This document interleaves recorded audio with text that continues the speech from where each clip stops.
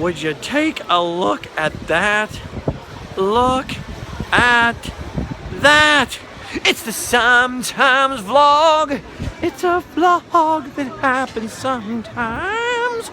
Bonjour everybody, welcome back to Disneyland Paris.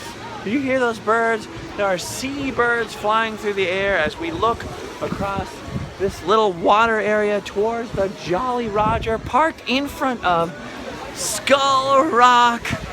Look at that, we have nothing like that at Disneyland. We are in Adventureland inside of Disneyland Park at Disneyland Paris Resort. I don't really know how all of the technical names work here, but we're inside of Disneyland Paris here, looking across the Jolly Roger, which is actually closed for refurbishment, but normally you can go on that Jolly Roger.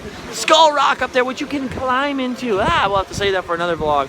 It is windy, it is cold, and I am back in Disneyland today, and I am starving. This is the least Caribbean-ish weather that I've ever experienced in my life, basically. But it looks super Caribbean-ish over here because we are standing in front of the Pirates of the Caribbean, the France edition. You know what's crazy is you don't really think of France when you think of pirates in the United States. When I think of Pirates of the Caribbean, I mostly think of, like, you know, Spanish pirates and conquistador type people fighting with English privateers. But really, the French had all kinds of colonies in the Caribbean. So on this ride, Pirates of the Caribbean, when half of the pirates are speaking in French, it's actually super historically accurate and super, relevant for the French, who had all those colonies like Haiti and all these crazy colonies in the Caribbean, to have a Pirates of the Caribbean, the Caribbean of their own. That's pretty crazy. Here are some little clips from inside the ride. Just a few little teasers. I can't show you the whole thing, especially not with this camera, but I can show you some little clips of the inside so you can hear some pirates talking in French, because I know you want to see. I say, friends,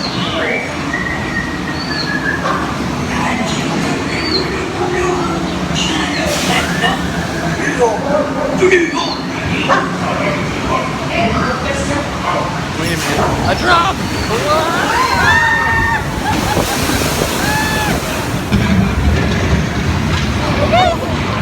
hell?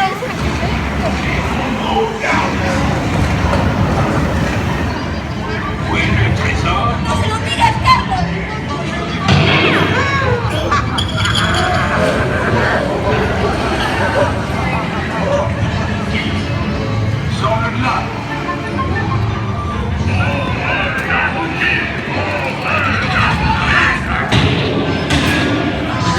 Et maintenant, coquin, j'ai entendu 6. Qui offre 6? C'est bien ça, 6 bouteilles de rhum.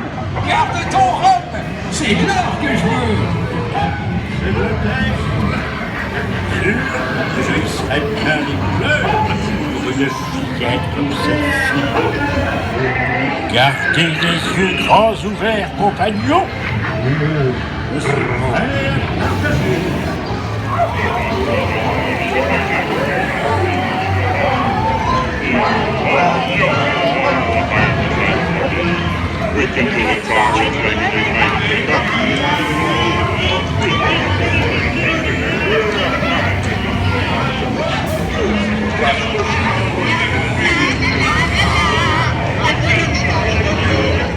Ho ho ho! We will never surrender, you English pigs! We will destroy you with our... Oh, hey, you're back there. I was just admiring all this wonderfully detailed theming here in front of pirates in a super mature way, you know, just exploring it because it's art. Anyway, how cool is that, right? Pirates speaking French. A lot of people have been asking me, are the pirates speaking French? Yes, most of the pirates are speaking French, like you saw the auctioneer speaking French and stuff like that. But it'll switch back and forth because the song yo ho is in English. The instructions are in English and in French. So a lot of the park is very, very bilingual. That's been one of people's biggest questions to me since I've been here. You know what else is really weird is in front of all the rides, we have these like little guard shacks here at the beginning of all the queues. I think so that cast members can answer questions, but I also want to point out how all of the cast members for Pirates, and she's not one, are all very, very piratey dressed. It's pretty crazy. But look at the theming here. Look at the theming on the outside of Pirates of the Caribbean. That's what I really wanted to show you. Isn't it amazing? Look at this pirate fort here. You go down into there. The queue starts way back in that fort. But all over here, even though we're in France, in the winter when it's freezing cold, they have managed to make all of this look and feel like the Caribbean. By the way, this is the most crowded I've really seen any part of the parks since I've been here. But it's very, very elaborate. Instead of just like a simple walkway leading up to Pirates, right in, like in New Orleans Square in Disneyland, basically you're on the main walkway and then boom, right inside of a little miniature courtyard and then right inside the ride. Here there's all kinds of nooks and crannies and small little pathways leading up to, well, the area where I was at with the cannons is way up there, and then there's all these bridges and you can go underneath here. At home, this would be a hazard. Somebody would be crazy like, well, we can't put this here. Someone will get sued, you know? And look at all this crazy detail here. I don't know. I'm at a loss for words when I try to describe much of Paris because it feels like Disneyland in that every little nook and cranny is full of the most amazing details, the most amazing workmanship and craftsmanship. And so size-wise, I want to say it's like Disneyland, but it's not. It's much, much bigger, I've noticed. It took me a couple of days to realize just how much bigger than normal Disneyland it is, especially because I think there's way less rides, but there's so much more detailed and elaborate theming. So this whole area feels very tropical to my eyeballs, but, well, looks very tropical to my eyeballs, but feels very cold and winter, Frenchy, freezing. It's freezing.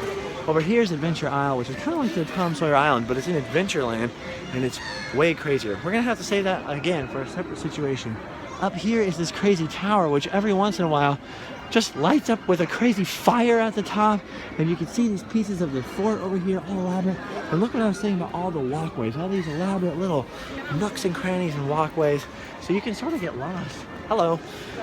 You can sort of get lost at Disneyland Paris with all these beautiful little archways and pirate things and hidden lights. A hidden light, look at the secret light down here. But it's really, really, really different in that sense from Anaheim and from Magic Kingdom. Magic Kingdom has a lot more areas and walkways than Anaheim, just because Anaheim is so cramped.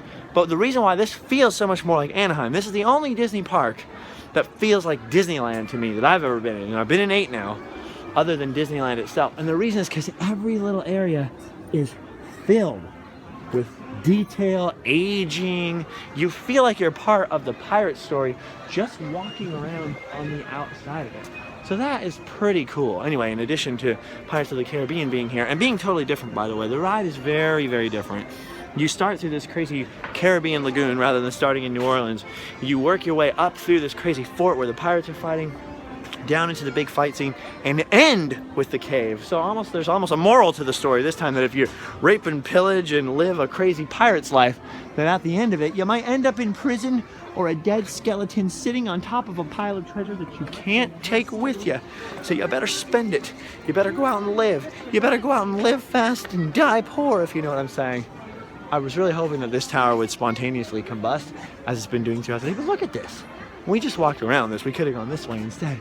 But anyway, that makes you feel like you're really, really part of the story. So if you exit the gift shop here, Le Coffre du Capitaine, I can't pronounce anything French.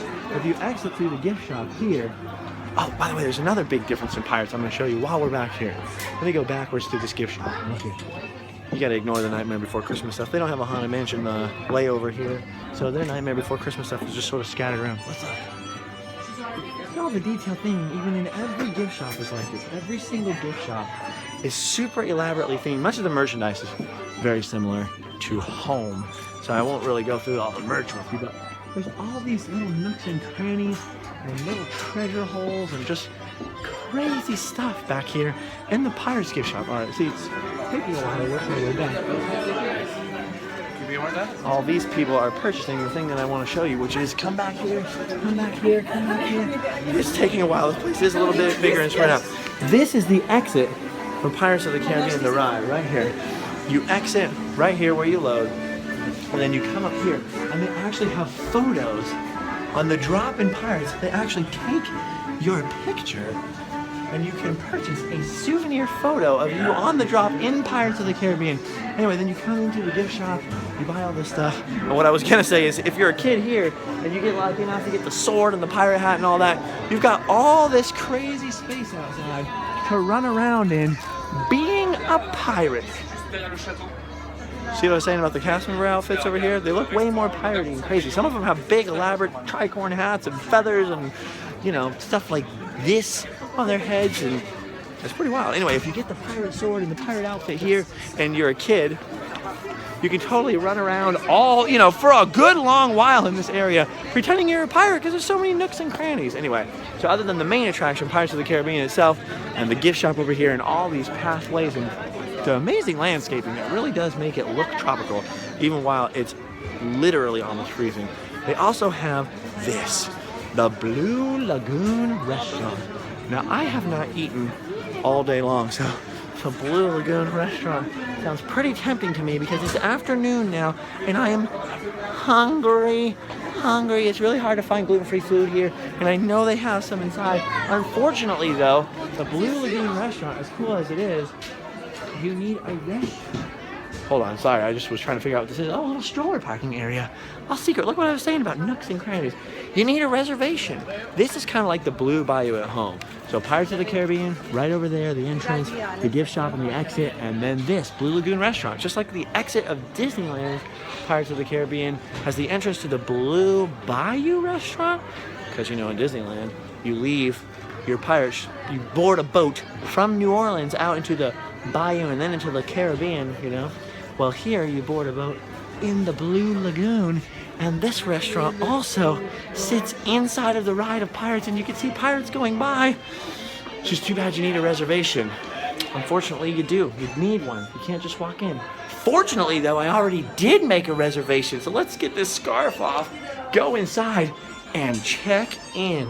Shall we? We shall. As soon as I figure out how doors work. All right, after you check in and confirm that you indeed have a reservation, you come into this whole Pirate Tavern themed area, which is just the waiting area, not the restaurant. The restaurant itself is through here, and this is super awkward, and I'm being the crass American tourist right now. Super big time. If you cross this bridge from the Pirate Tavern into the Blue Lagoon, this is super awkward. I'm sure hello. Bonjour. Bonjour. But I'm gonna do it anyways. Look at this. This is your authentic Caribbean hideaway inside the Blue Lagoon.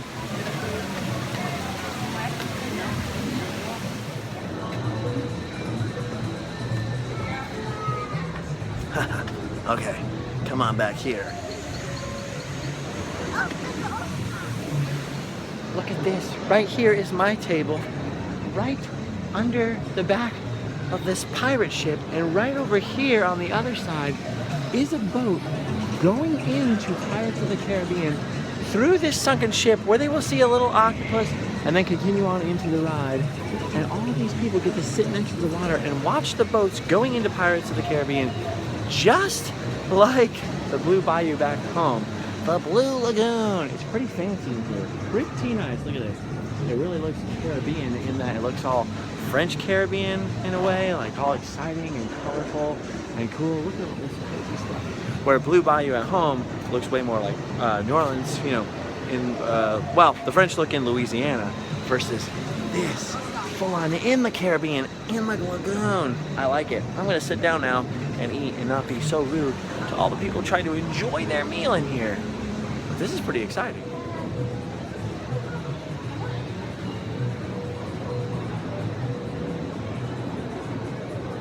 Still waiting for my waiter. Maybe that's why they call them waiters.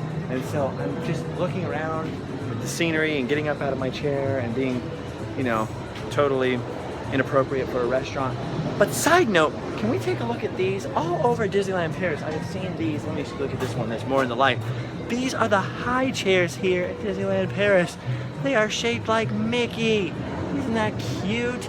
Isn't that cute? Also, what's really cute is the way all the French people say Mickey. Mickey! Mickey! Bonjour, Mickey! Every time Mickey pops out of anywhere. Bonjour, Mickey! I got a pretty good Instagram. Live Fast Die Poor is my Instagram name. Of Mickey Mouse in front of the castle the other day. And all these French people, when he popped out, came in a big crowd. Bonjour, Mickey. Bonjour, Mickey. Okay, it's time for me to sit down. It's time for me to actually sit down. Blue Lagoon. Oh. Is that a waiter? I don't know. I'm about to find out. Get some grub. Yeah. I have actually had quite a lot of trouble finding gluten-free food here at Disneyland Paris. Mostly because of the language barrier issue. The cast members speak some English, but they're not super fluent in English enough to understand like wheat allergies and what would be in something and not in something and all that kind of stuff. But at the fancier restaurants, usually they are familiar with gluten-free, and the chefs will make one or two of the things. They know how to make it for you gluten-free. So it's becoming quite expensive, but at least, you know, there's something. Wow, somebody's screaming on Pirates. They're screaming. And I think that was an announcer saying, don't scream. Trouble. Anyway, it's pretty hit or miss. Yesterday, I had this grilled swordfish, and they made it all gluten-free for me. No problem from the kitchen. But today, when I came in, the waiter had a very hard time understanding what's gluten-free, I'm not sure, so he has to go in and ask and stuff like that. So it's just hit or miss depending on what cast member you have, how familiar they are with the food allergy thing. So that is probably by far the most frustrating part of Disneyland Paris. But compared to Walt Disney World or Disneyland, where they make it super easy for you, but compared to almost anywhere else, like any other restaurant, like Chili's in the United States or anywhere else here where they speak non-English and they are not helpful at all, it's still super awesome. So, is it impossible to eat here? No. Is it difficult? Yes. Is it a little more expensive? Yes. Example, the swordfish thing in here, $30.99 for a plate. And I was told by some of my European friends that I've met here that that's not expensive for a meal in France. In the United States, you spend $31 on food and you're like, oh my gosh, what did you eat? Diamonds? Anyway, I don't know how well you can see, but behind me there are all kinds of boats passing into Pirates of the Caribbean still. Oh, right there. Up here is the sail of that sunken ship, which is broken in half. So we're sitting on the back half of the ship. It's broken in half, and the Pirates of the Caribbean boats are cruising right on through there. Every once in a while, they spy a glimpse of me sitting here. They'll scream things to try and scare me, so it's super fun. It's kind of like Pirates crossed with the Haunted Mansion, crossed with I'm really hungry, please bring my food. Okay, update. The restaurant filled up, and it took a little while to get my food, during which I sat here, and it was cool. But I'm used to that, because gluten-free food always takes a little while. But it finally came. Swordfish and a whole bunch of strange, unidentifiable vegetables that I am really excited to eat. Anyways, I hope this gives you a little glimpse of what the Blue Lagoon restaurant is like. It's pretty much like the Blue Bayou at home. And now I'm going to eat some delicious, delicious swordfish for only the second time in my life. I had it yesterday. It's like fish combined with chicken, combined with like a weird pork chop. It's good. Also, there's this weird shot glass of bamboo with some strange liquid in it that you pour on it, and it makes it taste the same, just more syrupy. I don't know how to explain. Anyway, thanks for hanging out with me, guys. You are my bestest friends. Subscribe for some more, and I'll be back from Paris soon. Au revoir. Yar! Where be Captain Justin Scard? We be looking for him and all his gold. Don't you try to hide him, you French pirate people. We will find him, and we will take his gold and his treasure, and then we will take all of your beautiful women, and then we will take your French colonies, and we will make them, wait, am I French or, and then we will make them something else. So bring us Captain Justin Scard. Arr! Wait, I am Captain Justin Scard, and I was the whole time. Mind blown, stomach full, hotel and digest? Well, yeah.